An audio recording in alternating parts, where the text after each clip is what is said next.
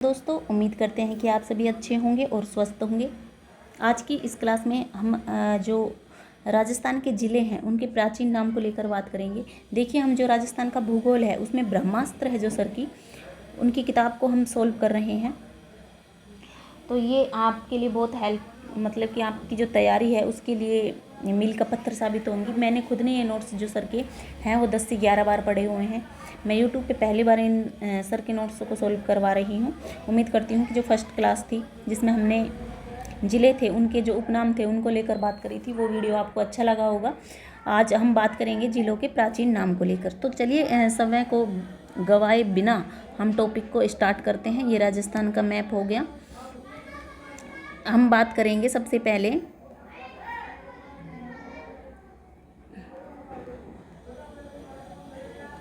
अयोध्या जो क्षेत्र है उसको लेकर। तो इसमें ज़िले कौन कौन से रहेंगे? तो गंगानगर और हनुमानगढ़ रहेगा। राजस्थान के उत्तरी भाग में योध्या एक शक्तिशाली कबीला था। योध्या राजस्थान में कुषाण शक्ति को नष्ट करने में सफल रहे थे। राजस्थान में योध्या गणतांत्रिक जनजाति के सिक्के सर्वाधिक प्राप्त किए गए, मतलब यहाँ से सर्वाधिक सिक्के हमें प्राप्त हुए हैं। वहीं हम बात करें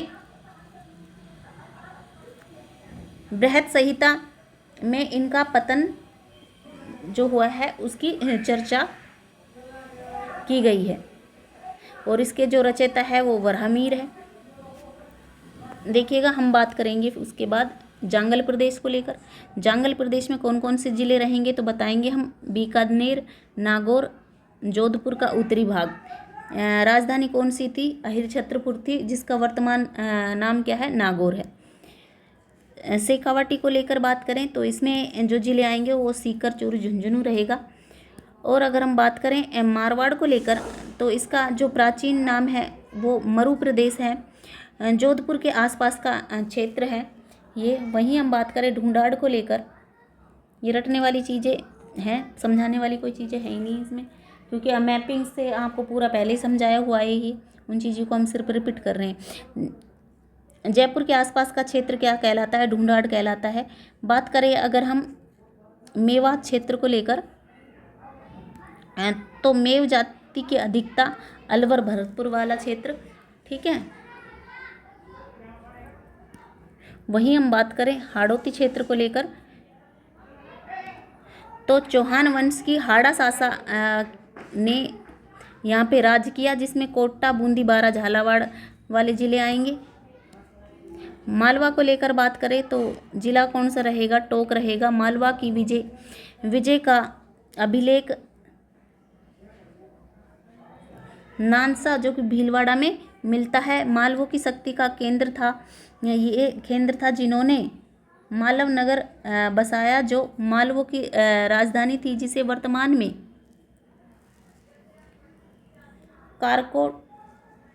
कारकोट नगर उनियारा ठिकाने का एक क्या था? ये गांव। नेक्स्ट हम बात करेंगे मेवाड़ को लेकर। मेवाड़ में आपको याद रखना है कि प्राचीन जो नाम था इसका वो था सिवी जनपद का क्षेत्र। आगे हम बात करते हैं कि उदयपुर, चित्तौड़गढ़, प्रतापगढ़, राजसमंद और भीलवाड़ा।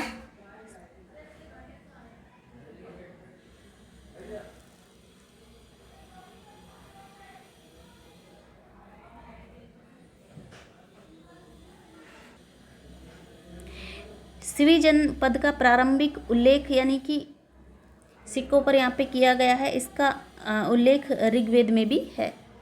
आगे बात करते हैं हम वागड़ को लेकर। तो वागड़ में जो ज़िले रहेंगे डूंगरपुर, बांसवाड़ा रहेगा। डूंगरपुर बांसवाड़ा के मध्य का भाग देवलिया मेवलिया कहलाता है। आगे हम बात करेंगे बागड़ को लेकर। ये तो वागड़ हो गया। अब हम बात करें ये वागड़ हो गया। अब बागड़ को लेकर बात करेंगे। जहाँ बाढ़ नहीं आती, पुरानी जलोढ़ मिट्टी जहाँ पे पाई जाती है उसको वागड़ कहते हैं। इस क्षेत्र में आएंगे ज़िले कौन कौन से? सीकर, झुंझुनू, डीडवाना, कुचामन। नेक्स्ट हम बात करेंगे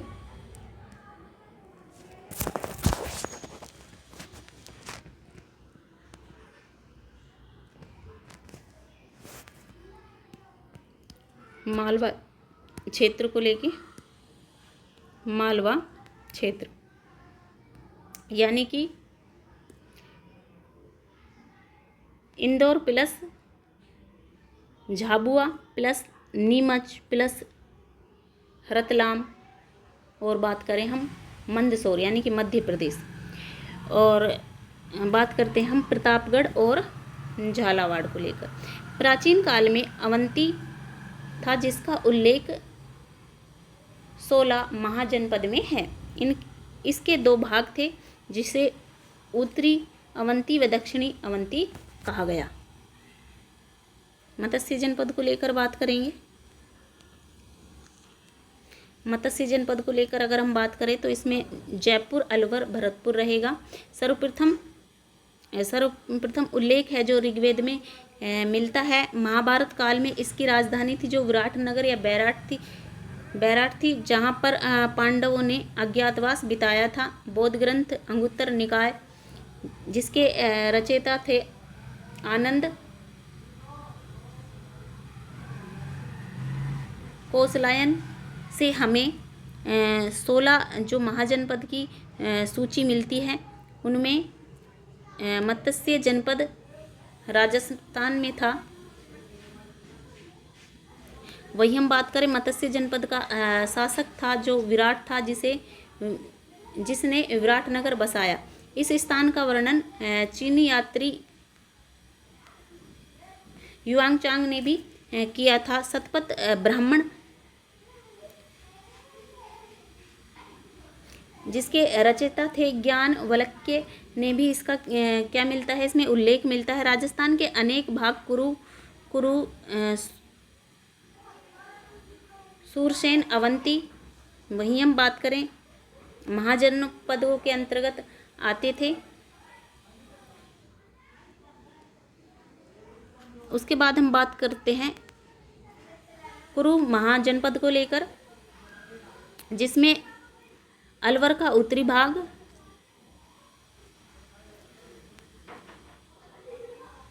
राजधानी आधुनिक दिल्ली यानी कि पहले इंद्रप्रस्थ थी।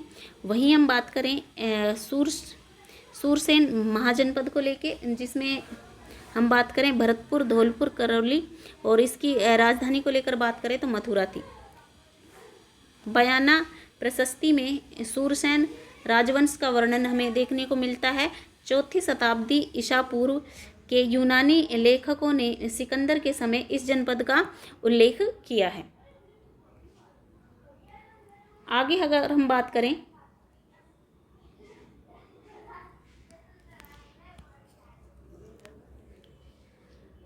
अर्जुनायन, जिसमें हम बात करेंगे अलवर और भरतपुर को लेकर। अर्जुनायनों ने मालवा के साथ मिलकर विदेशी क्षेत्रपों को क्या किया, परास्त किया। अब हम पढ़ें और बात करें मांडवल या दुंगल को लेके, जो कि इसमें आपको याद रखना है जैसलमेर। वहीं हम बात करें गुजरातरा यानी कि गुर्जर प्रतिहार ने यहाँ पे शासन किया। वहीं हम बात करें जोधपुर का दक्षिणी भाग व भीनमाल जालोर। जब हम गुर्जर प्रतिहार पढ़ेंगे तो हम भीनमाल को बहुत अच्छे से समझाएंगे वहाँ पे। आगे हम बात करें मेवाड़ को लेकर, तो इसमें आपको याद रखना है व्यावर और अजमेर। उसके बाद हम बात करें जम्बुक रण, जिसमें आपको याद रखना है केसरिया राय पाटन, आश्रम पाटन जो कि बूंदी में है। यहाँ जम्बुक ऋचों की भरमार थी। आगे बात करते हैं हम गलता, जो कि जयपुर में है। उत्तर तोतात्री जयपुर का बनारस। वहीं बात करें हम मंकी वैली, गलता में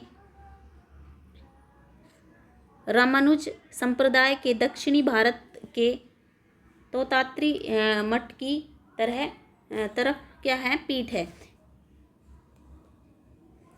कह सकते हैं हम, गलता में रामानुज संप्रदाय के जो दक्षिणी भारत के तोतात्री मठ की तरह इसकी क्या है, इसकी पीठ है। आगे बात करते हैं हम ब्रह्मवर्त को लेकर। तो भारत में सरस्वती और दुरस्वती जो नदी के बीच का क्षेत्र है ये, वही हम बात करें। मनुस्मृति में इसका वर्णन है। महाभारत में विनाश या वनसन नामक स्थान पर सरस्वती नदी के लुप्त होने का उल्लेख है। एक नोट याद रखना है आपको कि दुरस्वती को आज यमुना, आज वर्तमान की बात करें तो वर्तमान में यमुना नदी है जो वो है अपनी दुरस्वती नदी। वहीं हम बात करें सरस्वती का वर्णन जो है ऋग्वेद में भी हमें देखने को मिलता है।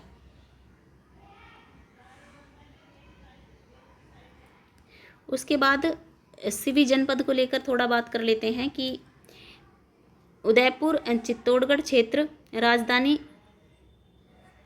माध्यमिक जो कि वर्तमान नाम इसका नगरी चित्तौड़गढ़ है, बेड़च नदी के किनारे। अब हम बात करें मध्यमिका का उल्लेख महाभाष्य रचयिता है महाभाष्य के पंतजलि। अब हम बात करें पाणिनि की अष्टाध्यायी में इसका वर्णन मिलता है, पतंजलि। नेक्स्ट हम बात करेंगे नगरी में नहर के अवशेष प्राप्त हुए हैं।